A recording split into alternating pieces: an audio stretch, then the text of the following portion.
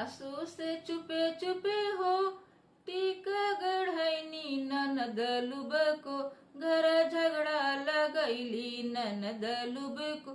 सासू से चुपे चुपे हो झुमका बनैली ननद लुब को घर झगड़ा लगैली ननद लुब को घर झगड़ा लगैली।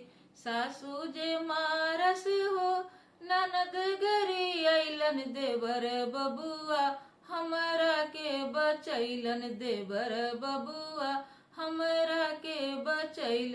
सासू से चुपे चुपे हो सिकड़ी बनैली ननद लुब को घर झगड़ा लगैली ननद लुब को घर झगड़ा लगैली।